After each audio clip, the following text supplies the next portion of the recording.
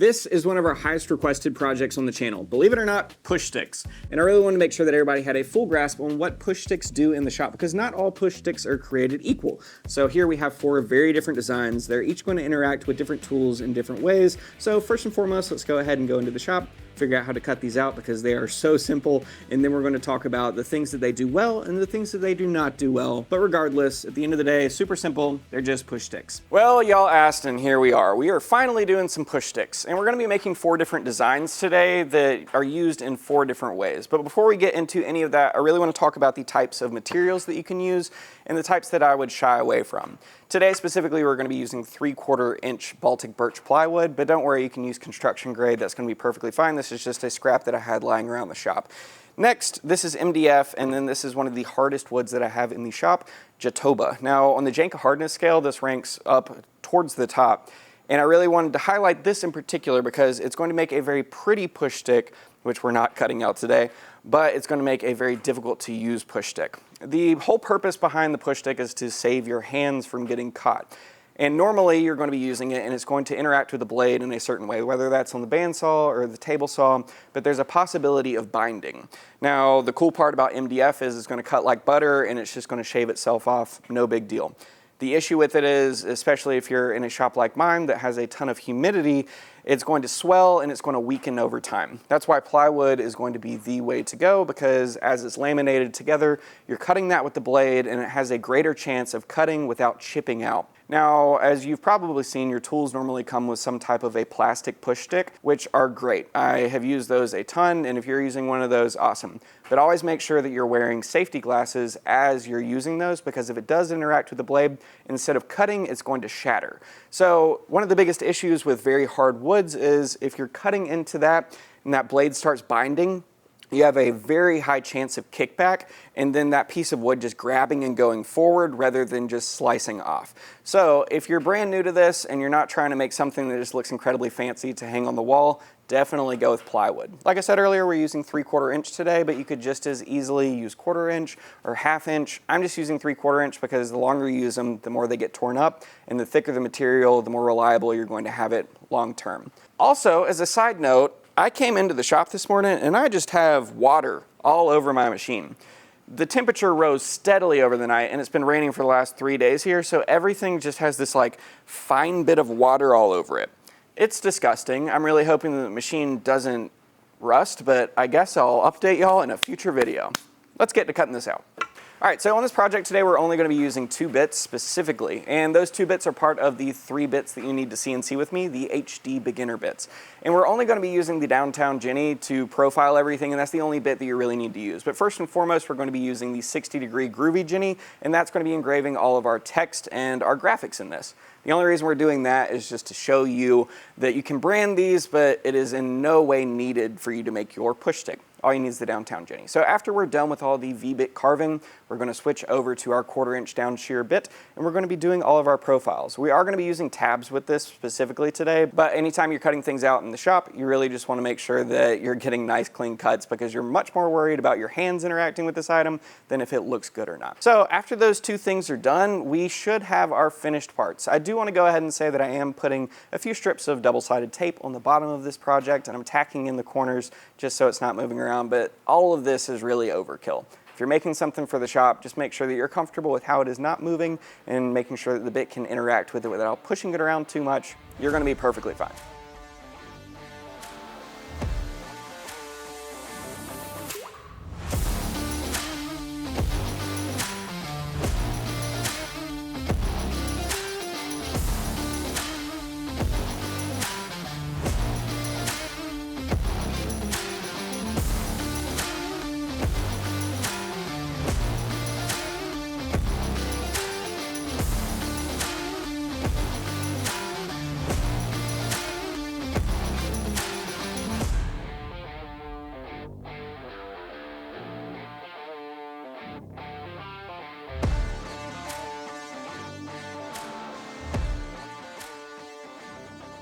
All right, so things cut out perfectly and did exactly what we wanted to. Every single tab that we left behind stayed attached, so we just went ahead and very quickly cut all of those tabs. I went ahead and put a round over on the top and bottom with my handheld router just to show y'all that's all you really need, but then I took it over to my shaper and finished up the rest of the three. One thing that I do want to touch on right now is to not put a round over on the part of your push stick that's going to be contacting the wood. You want to leave that as flat as possible so that it has as much contact with the piece of wood that you're cutting as you can possibly get. That's going to be really important so that you're not rolling over your push stick as you're cutting your piece of wood, because that could result in things shifting as you're cutting it, which is not really great. So we are left with these 4 pieces. I went ahead and just didn't touch them with sandpaper at all because these are for the shop. So if you want to sand them, you want them to be something that you're displaying on the wall, please go right ahead. But for me, this is something that's going to get torn up anyways, and I view them as a shop consumable. So we've got our 4 different designs, and each one of these designs has pros and cons to it. We have the classic one that's probably going to come with your table saw. This is the shape that you're normally going to see. Next, we have something that I've seen a lot on YouTube of people pushing down. This is going to be really helpful for your joiner specifically. So if you're just cutting out a push stick for your joiner, this is going to be great because it's going to give you a lot of downward pressure, and you've got this little heel hook as well so that you can get at the very end of your material and push, because you really want to make sure that you're getting that direct downward pressure. Now over here, this is just a different version of the smaller stick that you're normally going to receive. It's just a little bit bigger. You've got a little bit more meat on the heel of this as well. So as you're making those cuts, and if it's consistently interacting with the blade, you've just got a little bit more material so that it lasts a bit longer. And then last but not least, we have this one right here. It's just shaped like a fist. It's a funny little addition, and that is going to be our latest challenge over on CNC with me. We're going to call it Push It Real Good. So whoever comes up with the best push stick design is going to win $50 to Cadence Manufacturing to spend on any of the CNC bits that you desire. So go ahead and head over to cncwithme.com, and that contest will be up and live. All you have to do is design it in your software. You don't even have to make the physical thing, and whoever gets the most votes at the very end of the contest wins. I'm excited to see what y'all make over there. All right, so here we have our 4 different versions of our push sticks, and as you can see, they're extremely different. We have our very large one, and the reason that I'm not going to be using this is because we're on shorter material, which we'll get into in just 1 second.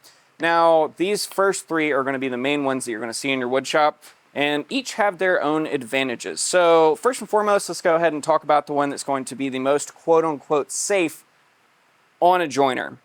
Let's show it on the table saw, and I'll talk about why it's good here and why it may not be so great.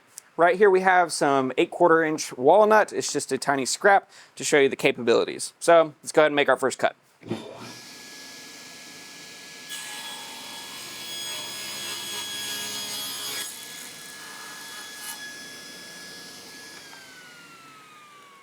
All right, so everything worked out great. We have our offcut, and as you can see, as the piece is traveling through the material, you're having a lot of downward pressure towards the blade, which is really great. That's the main advantage of this, is being able to hold it on top and push it down. But the issue is if you have any type of binding or anything kicks back, your hand is pressed downward right above the blade, putting you in a precarious position. So let's show off the second version and what I would mainly use at a table saw. This is going to be the main thing that you're going to get as a part of your table saw package. Normally it's going to be made out of plastic, and it's going to get you what you need to do, but I would really use a wood one because you are going to be intercepting the blade. Now, this is really great because it's got its toe heel just like the rest of them, so you're going to be able to push it forward, but you're going to be able to have a higher angle on it, so you're going to have downward pressure on the very, very tip of your push stick. So let's go ahead and make our cut right now.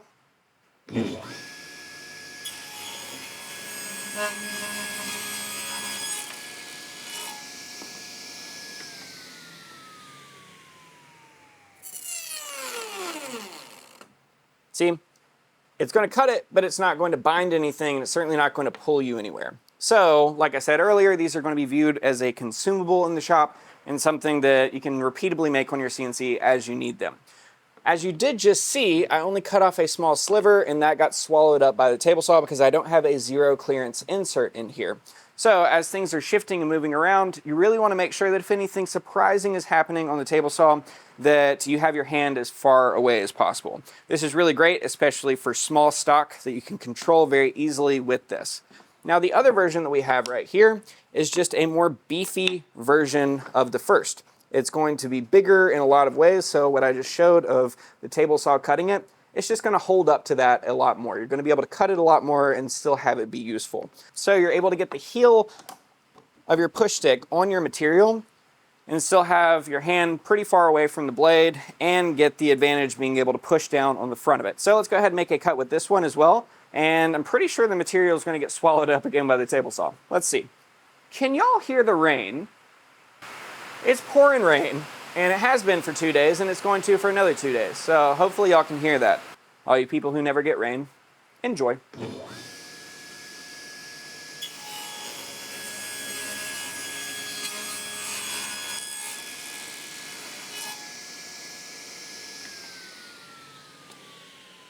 And there you go, our third cut.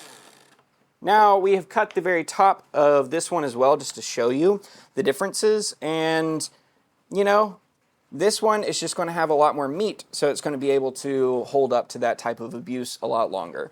For some people that's not going to matter. For me, I'm not looking to make these every single day, so I want to grab something that is going to have as much longevity in it as possible, and for me, I would be choosing this one.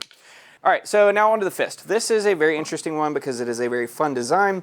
You've got your fist, you've got your little finger that you might be cutting off, and we have our bowl cut bit specifically on this one just to, you know, differentiate it a little bit more. This is a really good design for much larger material that you're pushing up against the fence with your other hand, so large sheet goods, that type of stuff. But since it's so small and far away from the material, you really don't want to be using this to cut smaller material. Specifically, I'm not going to be using it because I think that something could go wrong. If we had a much larger piece of material, this is the thing that I would grab. All right, and then onto our Mitz street file of the day. If you don't know what that is, Mitz has sent me some mystery G-code. I have no idea what I'm about to cut out, but we are going to be using 2 bits in order to cut out whatever it's going to be. First and foremost, we're going to be using our bowl cut bit. We're going to load that up and just run and see what happens. Then the next one we're going to be using our 60-degree groovy Jenny, and then I'm assuming there's going to be some text or a picture or something. I don't know. Mitz, what are we about to cut out? Probably you're seeing right now. Well, I am just freaking offended. Old Mitz, every single week he's saying, Hamilton, how can I help more? Hamilton, your webinars are so good. Hamilton, I think that things are going great with CNC with me. And then he sends me this, an organizer for my bits. Are you calling me disorganized, Mitz? Thanks, Mitz. All right, so there you go. It was pretty quick and easy, and as you can see at the table saw, we're pretty much able to use all of them. I would definitely say that if you're brand new to the old push stick game, then I would probably just use this one. This is going to be pretty standard, whether you're using it with a bandsaw or with a router table, just to be able to quickly and easily grab something, because it being short and being able to just put a ton of pressure a short amount away is going to probably be the most helpful. Some quick upgrades that you can do with this is to put on some cork rubber on the very bottom of this foot. That's going to quickly and easily, as you're pressing down with pressure, make sure that it's not slipping against the wood, being just 2 slippery pieces of wood next to each other.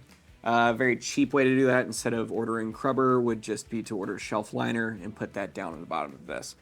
One of the really cool advantages of this, as you're just pressing down, is by putting one of those big pads on top, because it's helping you not mar the wood, but like I said, making sure that you're not slipping around too much as you're doing all of your work. So I normally don't invest too much into shop projects. I'm one of those people, it's like I buy the product that works the best, but this is a really simple one that you can continually make in your shop and know that it's going to be something that you can rely on, and if it gets to the point where you need to cut out another one, it's not that much trouble.